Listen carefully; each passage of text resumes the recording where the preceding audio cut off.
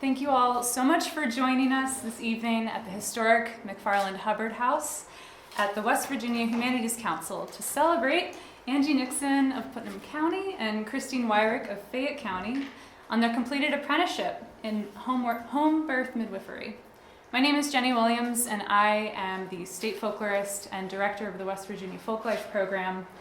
And I just began my work here just this January, so this is actually a very exciting event for me, as it's the first showcase I've got to host, though we've had several showcases just this past year.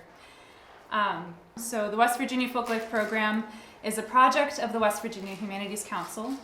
It is also supported in part by the Folk and Traditional Arts program of the National Endowment for the Arts, which supports state folklife programs across the country.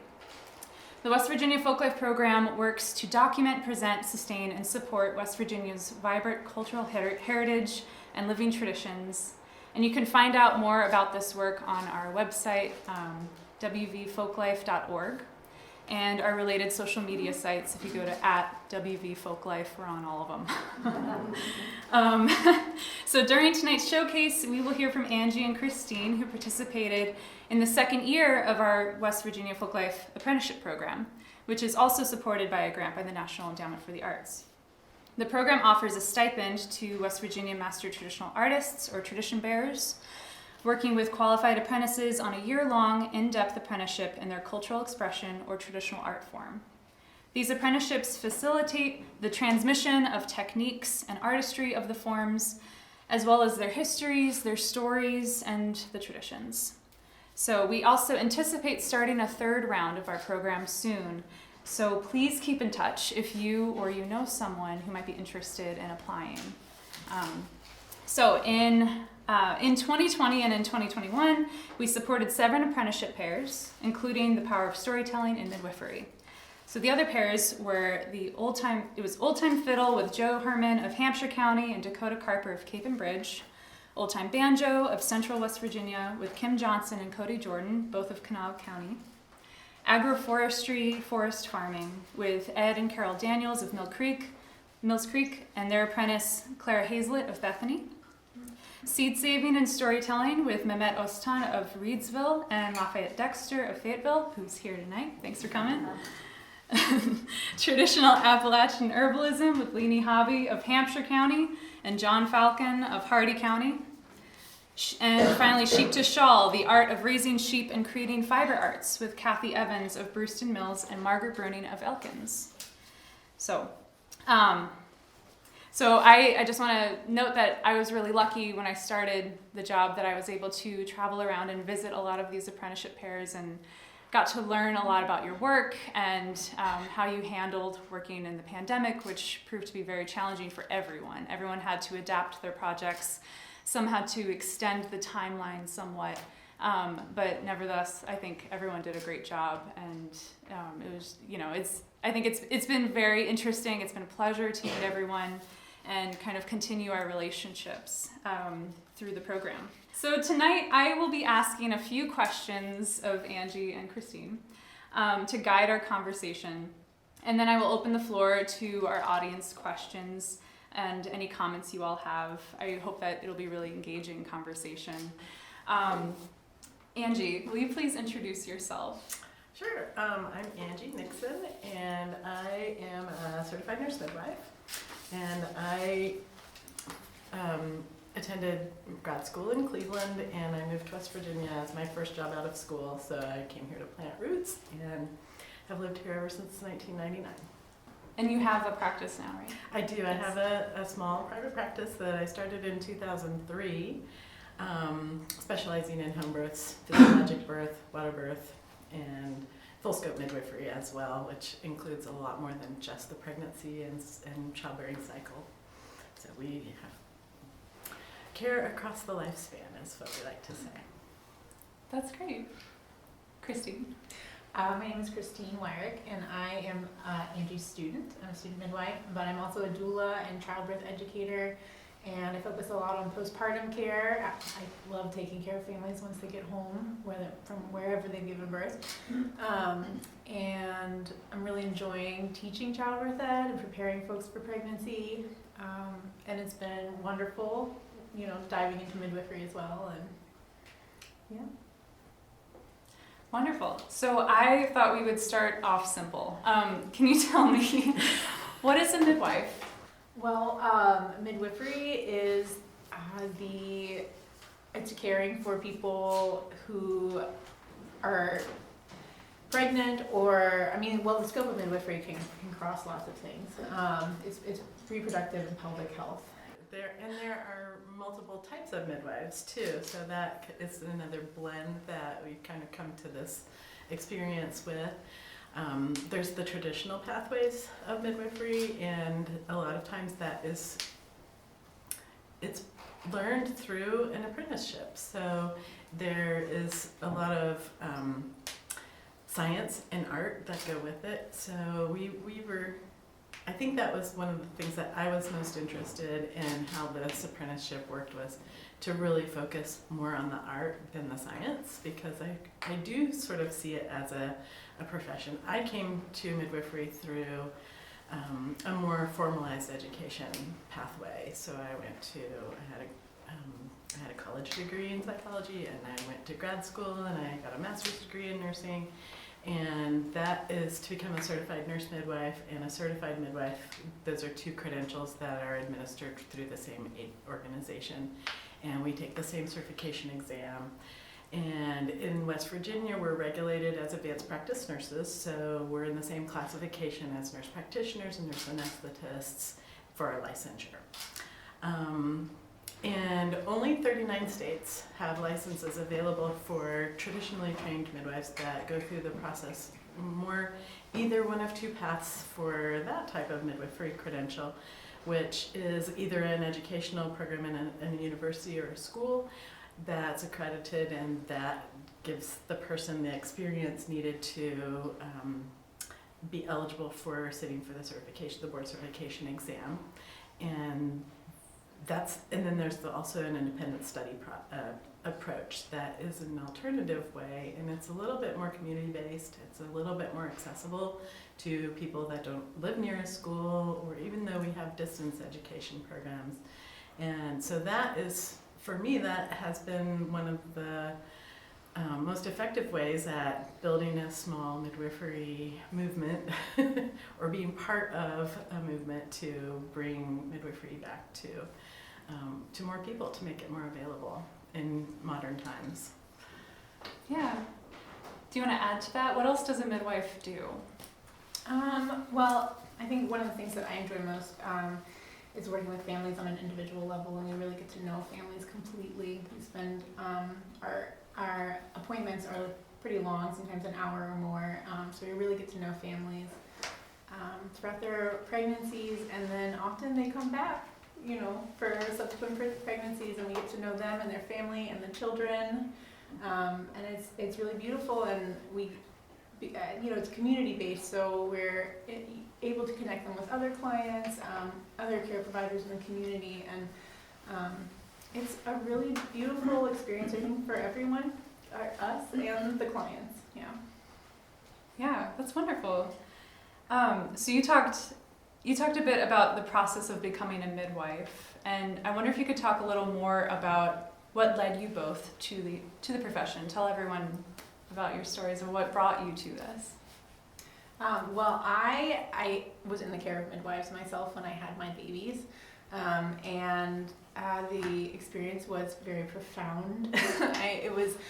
I was empowered and encouraged along the way. I was never told that I wasn't capable of having these babies, and that I had a whole team of people. I describe my own birth experiences when the midwives arrived. It was like my house turned into a beehive. There was just so much activity. Like, there's students were preparing my home for after my baby arrived, and the midwives were monitoring me and monitoring my baby, but I was still free to move around, and there was just so much excitement.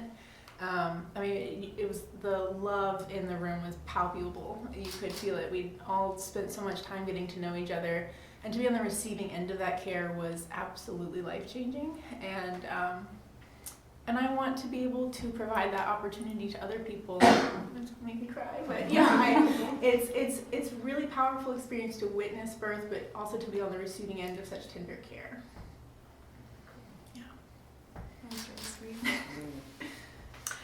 came to midwifery in a little bit different manner. I started out knowing that I wanted to be a healthcare professional, and I thought that I would be a physician because I didn't know that there were other people that provided healthcare that were not physicians. So for me, it was later in the process, and I worked in women's health. Well, we're trying to get away from the gender terms, so I'm going to practice that too today, pelvic and reproductive health. And so I worked in a family planning clinic and had lots of experiences with people who were not pregnant and not wanting to be pregnant at that time either. And it was sort of was mirroring the place in life where I was at that time of my life too, in college, not planning a family yet, and then moving on. So that was my first exposure, and then coming into a midwifery, I worked in a clinic where they had advanced practice nurses, and so I was mentored by a nurse practitioner and nurse midwives, and so that was where I got first exposed to it, but I didn't really see it as a modern day profession. I didn't know that it was something that was available to somebody that was planning a career in healthcare.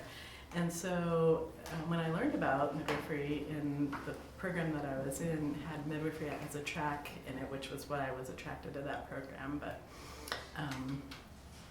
it met all of my needs, and I could work with people and do counseling with them, or do primary care, and obviously healthcare services, physical exams, referrals, treatment, checking for infections, problems that people have.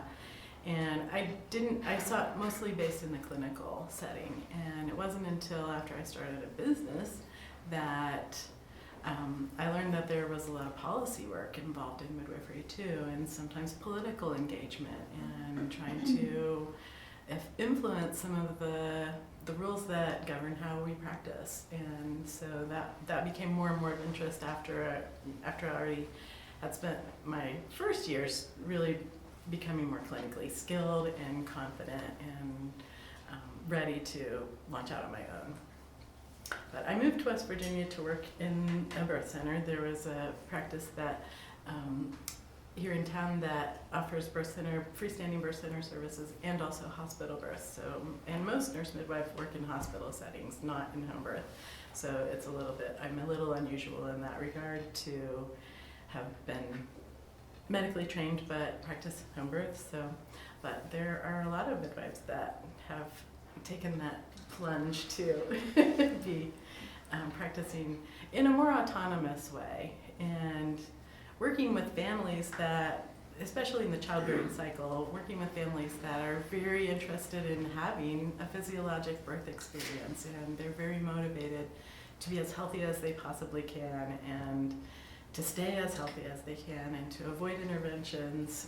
So that was what hooked me in terms of that part of my practice was wanting to work with families who that was their goal.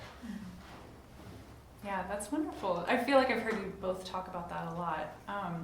Can we discuss a little more about what care a person can receive when they work with a midwife?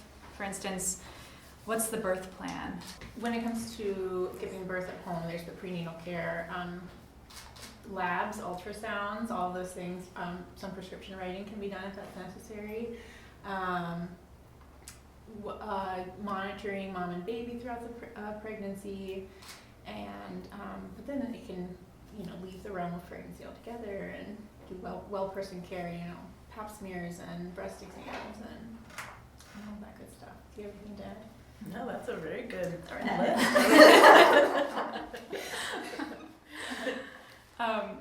I've heard you talk about a birth plan, though. Is that something? Yeah, well, part of preparing for home birth is understanding your options. No matter where you're giving birth, you need to understand what you are going to be navigating. And so when I talk with my clients about building a birth plan, it's not so much that we can plan birth, it's very unplannable. But it's about learning your options and learning, becoming familiar with, all of your options in case something comes up that you didn't expect during labor. which often happens. I don't know if there's anyone out there who's been like, this is how I'm gonna have this baby, and it happens that way. So it's a really wonderful way to be sure that we're thorough with our clients, that we've kind of covered all the bases, and if something that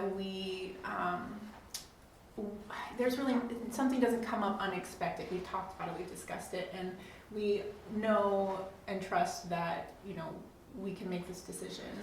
This client can make the decision, and they know that they have our support, and we just kind of navigate things as they unfold, because birth is not something we can really control. Yeah. And I like birth planning especially because it gives us an opportunity to do informed decision making. So giving a lot of information. These are many of the options that you would have, and you can kind of decide what goals that you want to work towards among all of those options. And everybody knows that that's a really big rite of passage. Mm-hmm. So having a lot of preparation, thinking through what that might look like, and then making selections so that it's helpful for us to know what that ideal birth would look like in that person's experience. And that just helps us to be able to be aware and sensitive, and to facilitate it in some ways if we can. Yeah. That leads right into a question I'm excited to hear you talk more about, but something you've spoken a lot about is how you center autonomy with your clients, and how you also center trust between clients, between midwives that you work with. And I wonder if you could both talk to the audience a bit about those concepts and how you use them in your work. Yeah. I think that the experience of giving birth is so profound, and pregnancy alone is just a very vulnerable time in somebody's life. I don't mean vulnerable in terms of like somebody is weak, but I mean vulnerable in that the experiences we have go on to change how we perceive ourselves and our lives, and it can be just life-altering experiences, positive or negative. And so it's really important that as care providers, we are providing autonomous care and preserving each client and family's ability to speak for themselves and direct their own care. And because when we step in front of our clients' decision-making processes, we can cause trauma, and that's really serious. There's a lot of families that do walk away with birth trauma.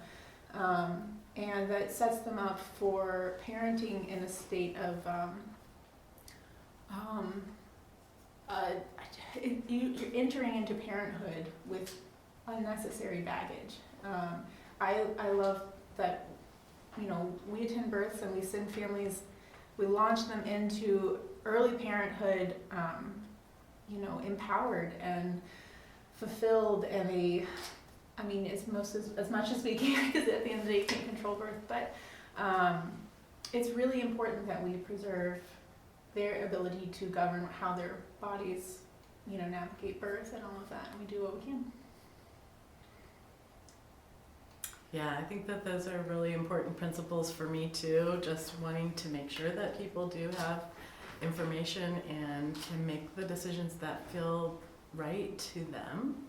So it may not be something that I would choose, but that's not really the point. It's more for each person to be able to have what matters most to them, and centering the person in the experience. And it's very intimate, so that's also another aspect of it that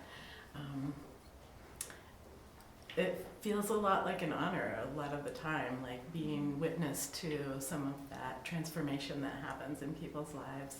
And welcoming a new baby is definitely one of the biggest life-changing events that people have to choose from.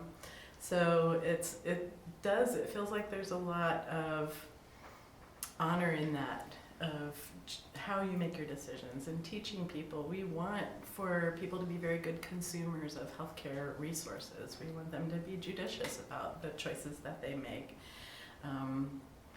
And making their decisions for really well-founded reasons that we can help them integrate that as part of their own priorities in life.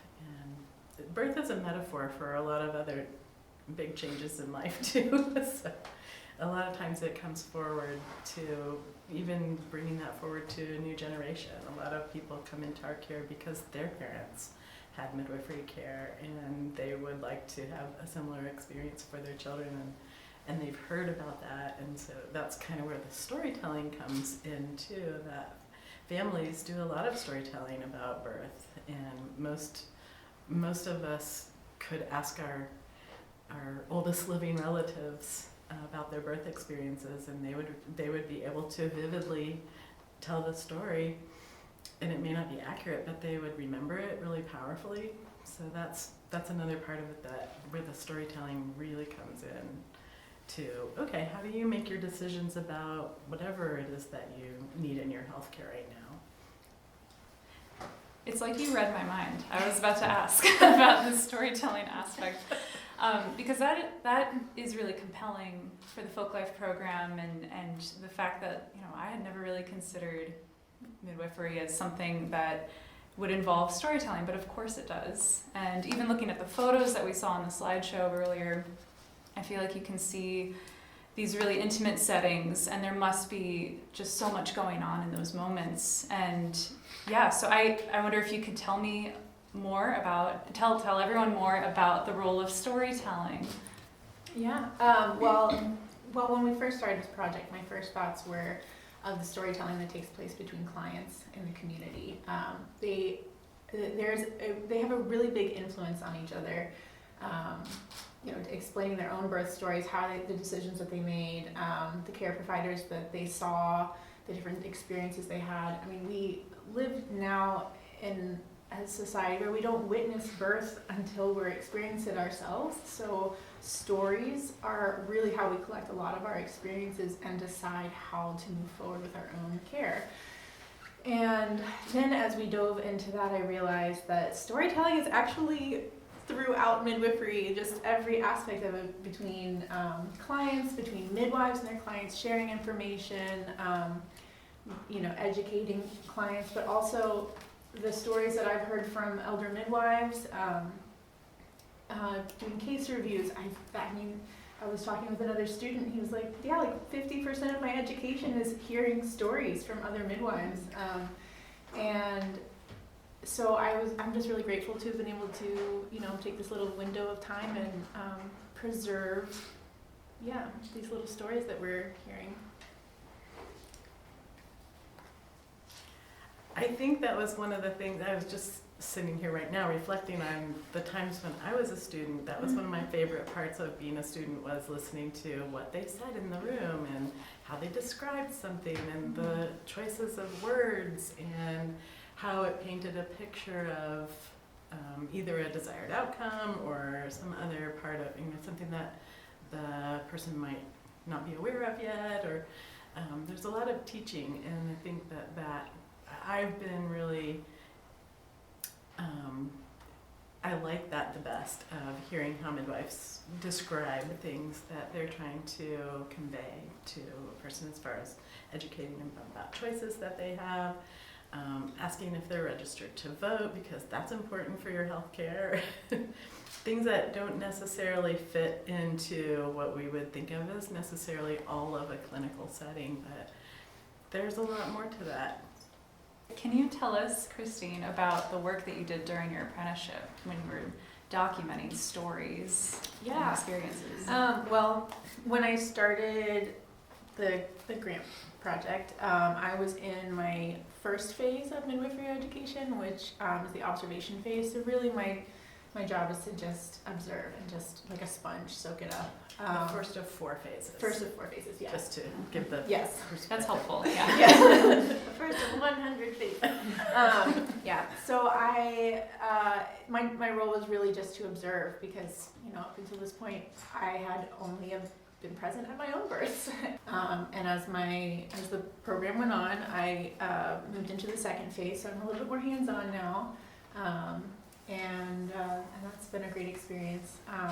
But I have to say, the folks who we talked to were very eager to share their stories. I think most are. because it's such an amazing experience. We've talked about how midwifery is like the best kept secret in West Virginia. Like it's happening and the level of care is it's just very tender. I was thinking about some of the stories of people that they told us. Yes. Okay. And thank you. that we were at a birth that we started to get fatigued because it was going on for a long time, and usually when that happens, if we have multiple days at a birth, then we do start to take shifts, and we thought, oh, we really could use some extra help, and we thought, well, maybe Christine's available. And when she arrived at that birth to serve in a support function, the birthing person looked at Christine and recognized her instantly and realized that she had met her in the very beginning of her pregnancy at an event in her community that they were an hour traveling from the client's home. And just like how that came together was more than coincidental, it seemed like. And just hearing the story unfold was really joyful for me, because I was like, oh, we were kind of feeling a little bit exasperated in that moment, but then it ended up being an addition to the team that actually brought something full circle for the family. Was this the same family that you had met on a hike? What was? Yeah, they had just finished a hike and ended up at an event that I had a booth at. And, Okay. Yeah, and I just congratulated them on their pregnancy and really never thought I'd see them again. And then at midnight I walk into their house and they're in labor. So it was really sweet. We ended up having a really great connection throughout the birth. I think that the family, they were people who really protected their privacy. So I was really grateful to actually have met them before, and I wasn't a stranger in their home. That's something we're very cautious and careful about, who is in a birth setting, and so it did work out really beautifully. Oh, that's so cool. Yeah, can you talk a little more about the stories that you captured on film or the photos you took? Yeah, well, I sat down with a few different families and just heard why they came to midwifery care. How did they find it? Because it's not really all that mainstream, and often it was by word of mouth. Somebody said, hey, you should call this midwife, and slid them a phone number, or they knew somebody who had a home birth, and so yeah, it was all thanks to storytelling in a way. Yeah. Well, we showed up at a birth that unfolded very quickly. So we did not, the client had, agreed to that we could film her birth and things, but we got there and she just has babies very quickly. She works very efficiently. That baby was out. They didn't need us, they were fine. No, we were so glad to be there. And we walk in, she has her baby 10 minutes later or something, so we were able to capture some footage of, the moments immediately after birth, which it's described as the golden hour, that first hour that the birthing person can experience their baby, and their baby gets to experience this whole new world that is so different than where they've been, and just really protecting that and honoring that moment for them. And then, so we documented that, and also a little bit of my own education that was happening that day. Another student who was further along the program was directing me through a newborn exam. There's lots of details. You're moving head to toe across the baby and looking for anything out of the ordinary, or all the beautiful little parts of their body, and just making sure everything is working. And so we were able to capture that. Also at births we do what's called a placenta tour, which is where we kind of show them the anatomy of their placenta, and which can be really powerful, because that was their baby's home all this time. And I oftentimes families get really emotional because they're like, oh my goodness. In cultures around the world, the placenta is almost considered the baby's twin, and in a way it's like a invisibility cloak. It protects the baby so that the birthing person's body is not like really aware that there's a foreign thing in there. So it's like this beautiful safety net that protects these all these babies, and so it's really wonderful to take some time and honor that organ that they grew specifically for this job, and just get people familiar with their own bodies and this whole process, and they grew much more than just a baby. So it's just that those things like that are just really beautiful. I don't know, just and also establishing early breastfeeding. We kind of make sure that everything is working right. We hang out after a birth. I say hang out, but we are there monitoring and laughing and having fun together also, but also monitoring the baby and mom and making sure everyone is stable, and we're there for hours after the birth, and just allowing the family to rest, recuperate, make sure they have something to eat and drink, make sure they've gone to the bathroom, their body is working as it should after the baby's been born, taking care of any needs, like maybe there need to be sutures, or we get the ice packs ready, or get mom in the shower for her first shower, all those sorts of things. Just it's all on their timeline. You know, we're not beholden to any organization, or no hospital to tell us things have to happen in a certain order or on a certain timeline. We're all just here, and it's very sweet, and I keep using the word tender, but that's really how it feels. We're just gently supporting them in these first few hours after they've met their baby, and it's really beautiful. So that's one of the best things about working with students, is that kind of the glow of everything being really, those are really strong impressions that are coming. So I think that's one of the most fun parts, is watching that joy of the discovery. And also, meanwhile, we're also watching for if there's a complication, or seeing if there's something that preventing something from happening that could turn into a complication.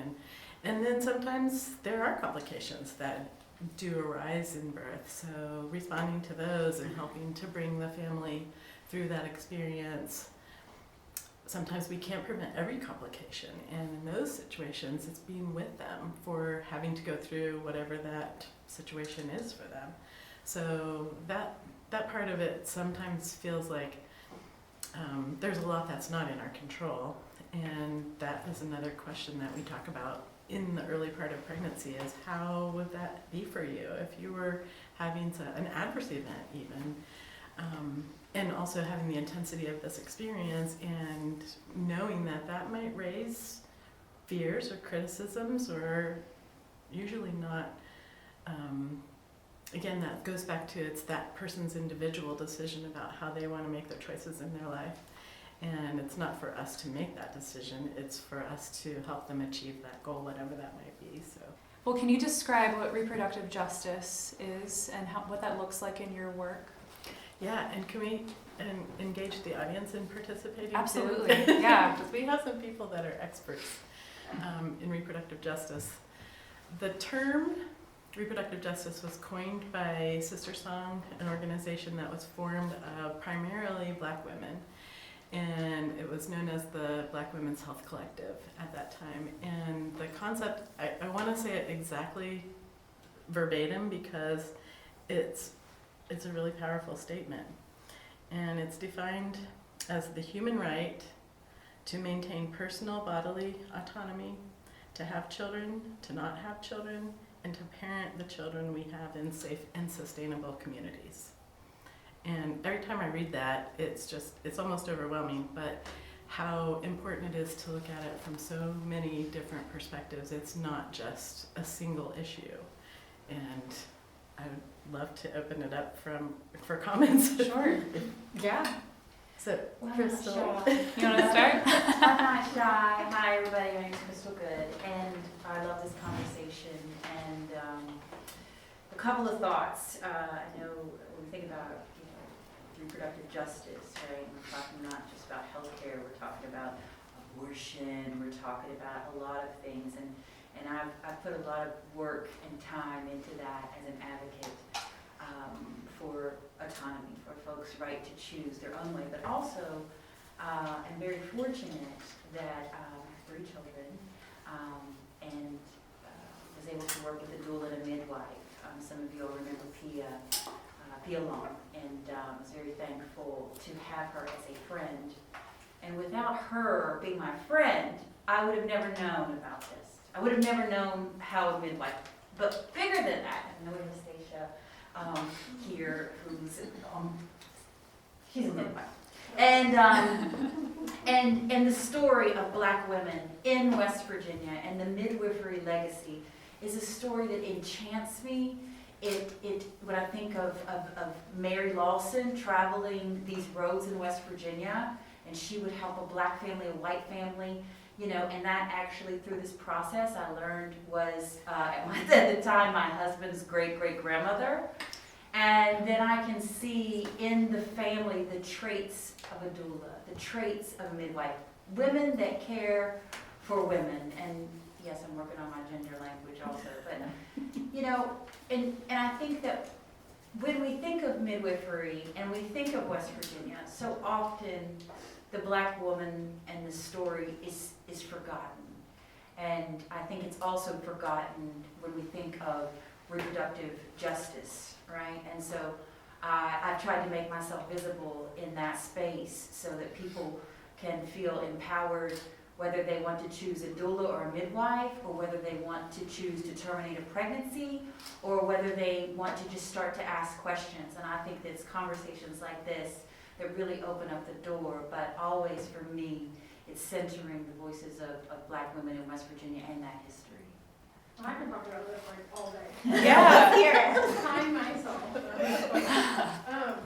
I like reproductive justice because, you know, everybody in this room, we're not all going to become midwives. We're not all going to be at home birth. We're not all going to be in the hospital setting. But when you listen to that definition again, you can take reproductive justice and it applies to literally every single area of life. We need teachers to be doing reproductive justice. We need police officers to be doing reproductive justice. We need, you know, trash people to be doing reproductive justice. It involves every single person in a community to do reproductive justice, because if you have somebody who is pregnant in a community that has trash everywhere, and she has to walk over trash when she goes to the grocery store every single day, or she is exposed to this in her environment, that is going to cause an effect on that baby and on her lifestyle and her family's lifestyle. So it's not just that we're just talking about people who are having babies. It's that it's involved in every aspect of everybody's life, so we can all be involved. It doesn't have to just be maternity care. And yes, definitely centering Black and brown people, because that is what I want to do, but West Virginia is unique in that the type of people that live here also experience disparities. Whether or not they're Black or whether or not they're white, being Appalachian, there are disparities that come along with that. So if we work on our racial biases and becoming anti-racist, it's not just applicable to people who are Black and brown, but it will also change the way that you take care of the patients that you do have who are not Black and brown. And so getting people to understand that is the fun part of this, but also it can be really exhausting at the same time. But there is a tangible thing that will change the outcomes. So I think that this goes really well into this segue into who's in this community of midwives, and I would love to kind of hear all of your perspectives. That's a big ask, but gosh, there's a midwife in almost every row. Raise your hand, maybe. Is that okay? Yeah, a lot of practicing midwives and some student midwives, and also that's one of the things that I like to find ways to use the word midwife in other ways than just the stereotypical ones. So midwifing, other things. I think that you've done a lot of midwifing of us as a apprentice pair. So I really appreciate that, and how that kind of comes full circle. And when we talk about disparities, we're talking not only about health disparities with race, but also other marginalized communities. So we are aware that people with different abilities and LGBTQ people, and a lot more than just the people that we come in contact with most. There are so many more nuances that we may not know about. You said before that that you try to attend the births together. It's not just one person ever, right? It's multiple people. It's a team. Yeah. Yeah, it's well, I guess teams are established on who's closest to who's giving birth, who can get the fastest, but also who's available. And it's just important to have enough care providers enough midwives in the room that if mom and baby needed attention at the same time, there's enough people capable to assist both. Yeah, do you want to add more to that? Yeah, another aspect of what we've been doing is using the apprenticeship model where a senior student teaches a junior student and a senior midwife teaches the senior student. So it's a handing down. It's where there is some traditional passing on of knowledge and sometimes wisdom. Sometimes that comes at that 6 days, 6 months period later on as you're doing more reflecting on the experiences too. But Does anyone have anything to add? Question. Yeah. And just whenever I just really would like to kind of know where we are in West Virginia now with policy. I know that in the past there's been some challenges there, and also, who pays for the midwife and the doula? Is that still on the family? Because, as an audience, as a community, I think that's part of our responsibility to create those pathways. yeah, some of those are really big challenges, honestly, as far as third-party reimbursement. For people that are seeking to pay for their midwifery care themselves out of pocket, it will generally save them a lot of money to be working with midwives rather than hospital-based care, because when you're in an institution, you also pay facility fees in addition to, and this is just for birth. But it is really difficult navigating reimbursement. And so for me as a small business owner, I have to hire somebody that is a specialist in insurance billing and coding, and I pay her a commission for the work that she does to translate my work into insurance language. And unfortunately, insurance doesn't pay for the things that are the most important part of what I do, the same way that I value. If I designed what I get reimbursed from insurance, then it would be a completely different formula than what we have in our society now. So a lot of times I give a substantially discounted care for people when I know that they have financial hardship, and I don't want that to be the reason that they can't have the kind of birth experience that they want to. But that's not sustainable on the midwifery side. So that's where it's real difficult to navigate all of that. When we were talking about the midwifery being kind of the best kept secret, a lot of that is because we have multiple credentials that are available to midwives. Some midwives don't have any credentials. Some midwives have been trained in their community by their community elders, and they didn't go to a university-based program. And so they have sometimes less expense of debt coming out of graduate school, but maybe not as much earning potential. Midwives have high salaries in general when we're staff of an agency, but it sort of puts that out of reach for families if they have to pay for that out of pocket. So it's not really an answer to your question, because it really brings up a lot more nuances to what are those policy issues and how do people we save a lot of money too. That's the other really big draw for midwifery care, is there's so much cost savings when we're not overusing all of the interventions and technology that are not needed most of the time. We know how far away from resources we are and what it would take to be able to access them. So we're pretty judicious about when we want to use an intervention, and we try to do that long before there's a complication that would be life-threatening for someone. So all of that goes into those pre-planning things. And one of the challenges policy-wise around the country is it's different in every state. It's different with every payer. It's different with every credential. And so it's hard to sort of format a united effort to make progress. Some parts of the country, home birth, birth center birth, CPMs, CNMs, they're paid very well. Other parts, they hardly get anything. So it's the part that Angie talked about, encouraging people to register to vote and to be a voice in their local community about the policies for healthcare is really important.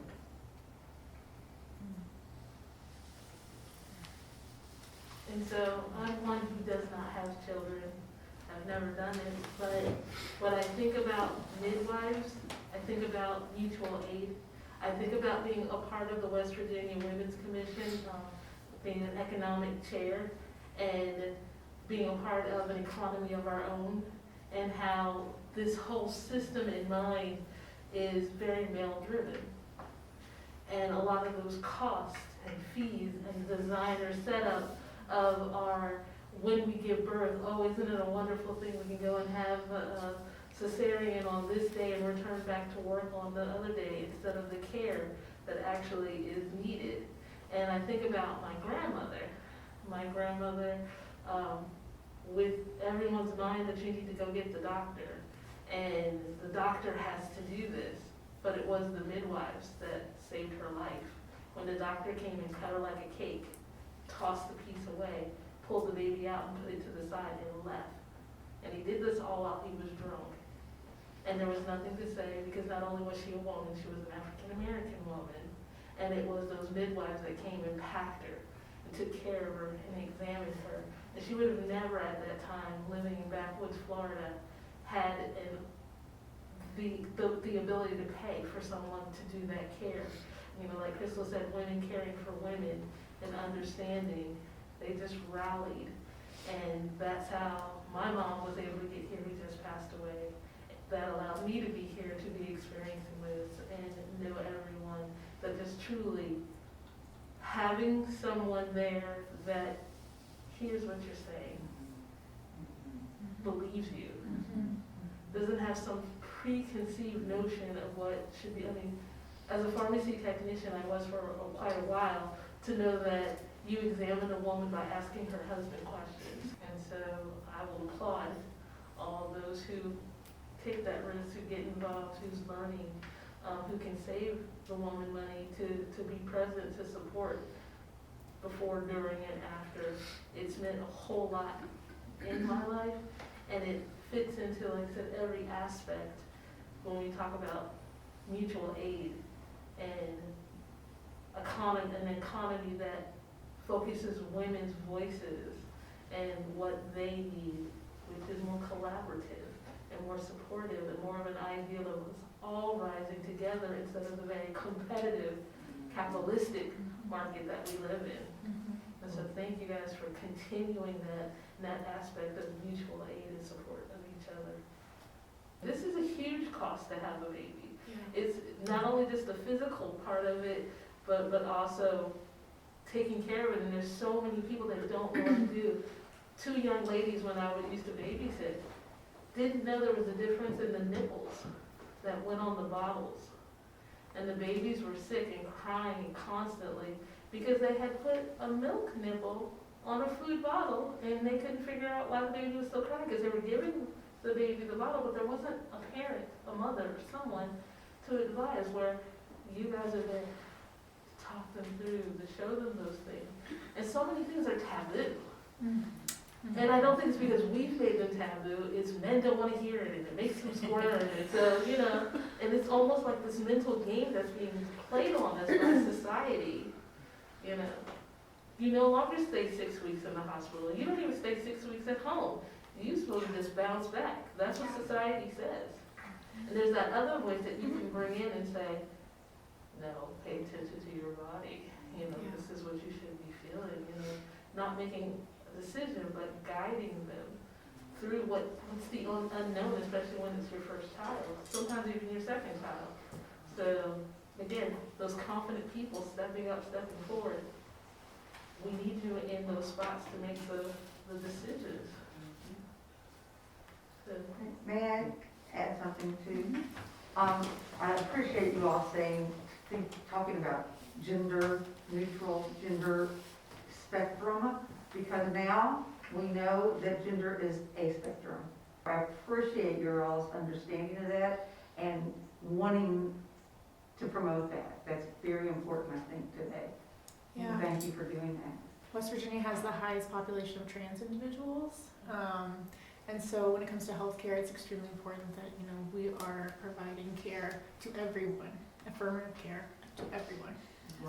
Especially trans teens. I heard the statistics of that was Yes. we didn't have the highest number of trans people, It's but the most trans trans teens. teens, which is Yeah, which they will be this is- adults shortly. yeah, they're on their way. They will They're be having coming their of own, age. having their own families and things, and it's just so important that everyone is provided care. Because I mean, being pregnant can be a very dysphoric experience for some people. Yeah, and even the setting in which care is given is very feminine, and you know, there's a lot of stereotypical things that are not very inclusive if there's a trans woman coming in or a trans man coming in for care. In fact, our credential just in the last 6 months has eliminated the gender requirement, so we are not explicitly only caring for women anymore. In light of the fact that it's such a spectrum, we can't really polarize it to one extreme because people have needs that may be reproductive and sexual and pelvic and or hormonal and lots of other aspects of their care that doesn't just fit into that binary. Could I ask one more question, then we can do more Q&A? So we heard a lot of news when the pandemic started and throughout in the past 2 years of hospitals being overwhelmed with COVID-19 patients, and I think we're all really curious about how did that impact your work? Well, I think the very beginning, the biggest overwhelming wave was people being afraid to be in hospitals where a lot of illness was. So that was a big motivator for people to start looking at alternatives, and I had a lot of inquiries, not as many added births at that time, but simultaneously people were being more and more restricted when they were in facilities, and they were often unaccompanied at times by their family or their support people, so that was unacceptable to a lot of people. I did have a lot of people who came in the pandemic only because they didn't want to be separated from their families during their birth experiences. And in their own homes, they had the autonomy to be able to make that decision for themselves, that they would rather change their whole birth plan around than to take the chance that they would be separated or be exposed to something that could make them or their baby sick. And when we talk about informed decision making, we want people to understand all of their options. And when we're looking at medical care, it would also be nice if medical care would explain all of their options, including home birth as one of their options, but that doesn't usually,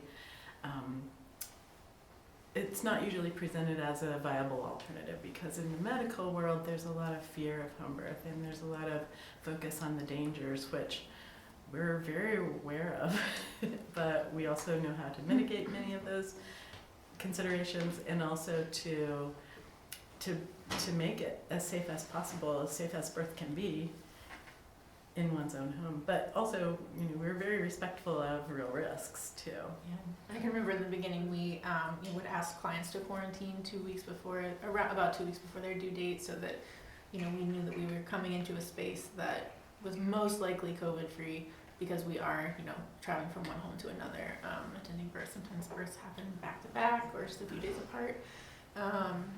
We did see a big jump in home births. Yeah, well, I was curious about that as well. We would hear from clients who are like, I would have never even considered this as an option. Right. And ended up having beautiful, life-transforming experiences, and now are huge advocates for home births and midwifery care and everything, and they wouldn't have even considered it if there hadn't been a reason to avoid the hospital. So there's this thing about African American women dying in the United States in childbirth, and it's across the spectrum. There's no aspect of social or economic or anything. Are you recording those kinds of numbers? Is there a comparison that's happening between what's happening in the hospitals and what's happening with midwifery? Is one safer than the other, or are the numbers turning out pretty much similar in both areas? Well, that is such a great question, and it's so multifactorial.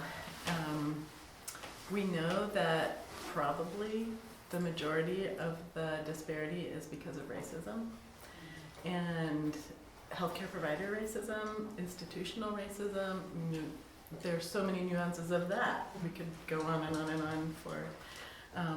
So that's one of the reasons why we have been very committed to learning about anti-racism, becoming activists for anti-racism, working to train more Black midwives, because having concordance with your care provider also provides some safety. And that's hard, because we want to be able to be just as good as any other provider, but we know that that is not something that we can always bridge that gap as effectively as a person that is more similar racially to the provider and the client. So yeah, those are, not to simplify such an important subject, but I'd love to hear if Stacia has more comments about that too, because Stacia is my teacher about racism. This is like my favorite subject. So, when anti-racism and midwifery can come together, it's just like, my training is happy. But, what we have seen is that, we're talking about healthy people that are going into the hospital setting that are having disparities. So we're not talking about people who are having health complications that probably need to be in the hospital setting. This is somebody who's just walking into the hospital and they have, in New York, I think it's a 12 times chance higher rate of having a disparity, or and that's just morbidity or some sort of mortality. That's not even talking about where they're discharged from. So those are the ones that were a near miss, but they didn't die, but they were discharged from NICU or from somewhere else, and that's an even bigger number. And what it really breaks down to is just not being listened to, and for the majority of it is not so much the birth, but postpartum is when they're missed.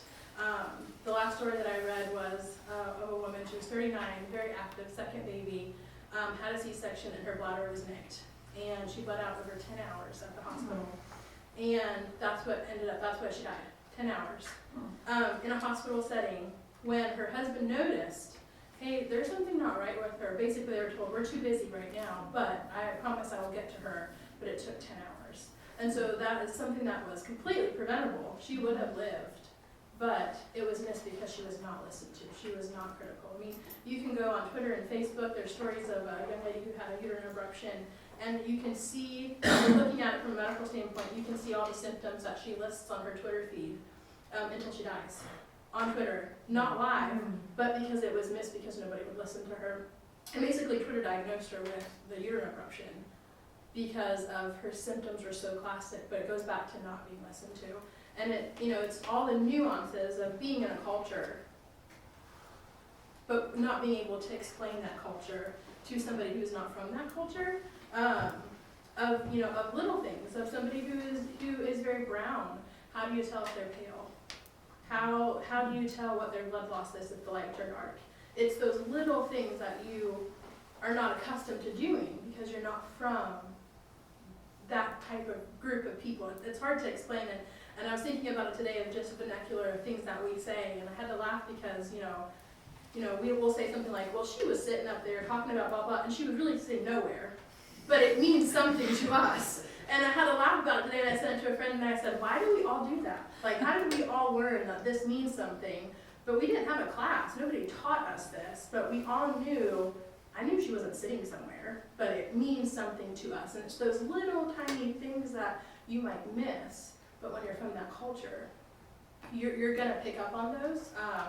And I think, coming from people who are white, who are taking care of people like this, learning that no matter where you are in this journey, you're always going to be a novice.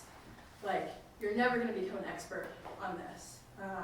And so learning how to refer out, to find people who can do this type of work is probably the biggest thing, because we have tons of midwives. Most of them are white, but yet the disparities stay. So it's not midwifery care that's changing it. It's finding midwives that look like the group of people that they're taking care of. The statistics and the outcomes are better at home and birth centers than in the hospital. So there's a lot of myth out there of home being dangerous, but as Stacia said, there's more risk for some women going into the hospital than there is in the home or birth center. And we don't have enough Black and brown midwives, but they are multiplied. And in some parts of the country, they're opening birth centers, and they're really becoming strong advocates, and that we have a long ways to go. When you look at racism and everything, and when you look at the history of midwifery, it started with the Black community and in enslavement, and then that was taken away, and it was slowly replaced with nurse midwifery. And then when you had a group of white people who didn't want to become nurse midwives, they created a credential that was a CPM, but really it was Black women who were on plantations that were catching babies, that when you look at the outcomes that we have now, they have better outcomes than what we have right now. And that was with, there's one in Georgia, over her 15, 20 years, she caught 3,000 babies and she had not one mother die out of 3,000. And I think she might have had, of course, there's other things that happen to babies, but as far as the mothers go, not one mother died. And that's nowhere near what our statistics are right now. I think we're about 46. And over the pandemic, it got worse. I think we're at 57 per 100,000 for Black women right now, and Native Americans, I think, are a little bit higher. So, we have the education. We can do this, but because of the way that our country is set up, we're failing people. And we're not taking it as a panic, as what we should. I was thinking about this on the way here, and you see those shirts that say, I am my ancestors' wildest dreams, and I think in midwifery, our ancestors are our wildest dreams for this. Because they were doing it better than what we are doing. And so that's where our lack of Black midwives are right now, is that it's not that we don't want to be here, but we were pushed out, and it's taken us this long to come back. But very slowly and surely, we're coming back. So going into high schools and telling students this is an option that they may never have thought about before is probably a really good thing to do. For me, I didn't want to learn the medical model. I never was interested in that. I experienced my first birth. I was induced, I had a C-section. All the cascade of interventions caused me to have a C-section. So they are the reason I had a C-section. It was like they didn't let my body, and I wasn't educated enough and I wasn't empowered enough to know better. So I said, I'll do better next time. So then I had 2 home births. I educated myself. I knew everything I could possibly know, and I knew I didn't want to go the medical route. So, I could have done that, but I just wanted to go with the more natural route, and I wanted to learn from, all the people. I worked with Pia. Pia was my midwife. She caught my baby. Those are people that were in my life, and. There's a midwife in Lewisburg, she's in her 70s. I worked with her for 10 years, and it's, those are the skills that I wanted to learn, how to be with women and help women in that way, and not over-assess and medicalize birth, because to me it wasn't a medical event unless there was an issue. But if you let birth happen natural and you help mothers cope, it can be completely safe. I think, for the racial aspect of this too is, for home birth or birth centers, the numbers might be the same, but it's also the experience. Was it safer? Yes, they had a better outcome, but what was the experience like for them?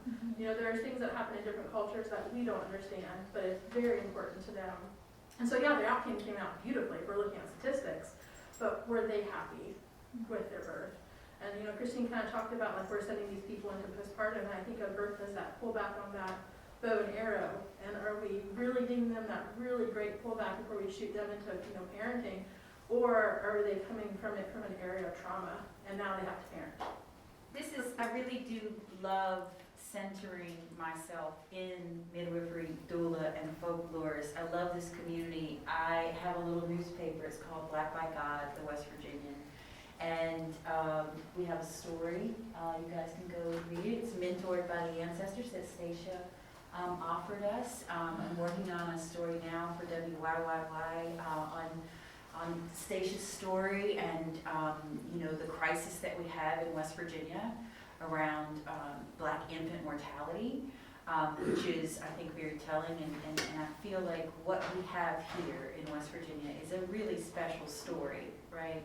Because we know, right, when you help Black and brown women, you help the most disadvantaged communities, and so that's why I tend to center my ideas and conversation around that. But tonight, as a storyteller, this is so important, and I think that the way that we change everything is through story and the way that we can pass it on. And I think that this storytelling aspect of what you've been able to do here through Humanities and the way that we, try to collect the stories, ask people, as you see, when you start talking about birth, it never ends, everybody has some connection to it, and so I'm really thankful to be here. I think that when we talk about doulas, midwives, and birth, it centers us in just like I'm hungry right now, right? Listen to your body, you know what I mean? No, it's very true. Yeah. You like what Katanya said, that mutual aid, you know what I mean? We think of care and how we're caring for ourselves and how we care for our community. It's so much bigger than just birth and babies and it's a whole spectrum, right? And I think it's a very powerful conversation, and I'm thankful that content is going to be going out into the world, and that we can, I feel like West Virginia Appalachia is so primed, right? Even though I don't know where we are in terms of laws and all that, but we have the stories, we have the history, and we have the need, right? And we have, the power to say, it impacts so much of just autonomy in all things. So bravo to you all for doing this project, and to all the midwives and doulas, and the midwives, moms and dads too. I'm just really honored to be here. Thank you so much. Before we close, if I could give out a few more thank yous.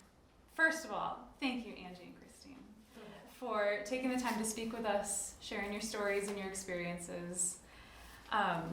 Thank you to the Humanities Council staff for making this possible. Everything from arranging the room to helping with invitations and planning, to the photography, to Kyle's brilliant setup here. I couldn't have managed this without my staff.